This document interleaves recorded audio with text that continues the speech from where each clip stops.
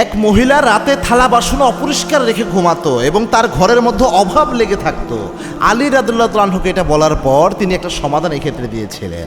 এই রাতের বেলায় থালা বাসন অপরিষ্কার রেখে অনেক মহিলারাই ঘুমায়, এটা যে কী ক্ষতি হয় হয়তো তারা অনেকেই জানে না। দেখেন, একটা বর্ণনা এই ক্ষেত্রে পাওয়া যায়, যদিও অনেকে এটা দুর্বল বলতে চেয়েছেন, কিন্তু এটা বাস্তবতা আছে। কয়েকটা হাদিস দিয়ে আমি বুঝাচ্ছি। রাতের বেলায় এক মহিলা এমন আলী রাদিয়াল্লাহু তাআলা আনহুকে যেয়ে বলেন যে, হে খলিফা, আমার ঘরে আমি কোনো বরকত পাচ্ছি না, যতই টাকা পয়সা রোজগার করা হচ্ছে আমার ঘর থেকে মনে হয় বরকত কোনোভাবে থাকতেছে না, সব শেষ হয়ে যায়।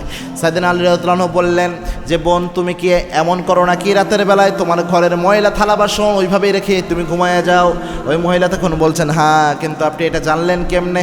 সাইয়েদনা আলী রাদিয়াল্লাহু আনহু বললেন, তোমার এই ময়লা থালা বাসন রেখে দেওয়ার কারণে দুষ্ট জিন এই জায়গায় মুখ দেয়। দুষ্ট জিনের আনাগত তোমার ঘরে বেশি হয়, আর দুষ্ট জিন যখন খাবারে মুখ দেয় তোমার ঘরের মধ্যে বেশি থাকে এই ময়লা জিনিসপত্র পেয়ে, তখন দুষ্ট জিন থাকলে তো বরকত এমনিই কমবে।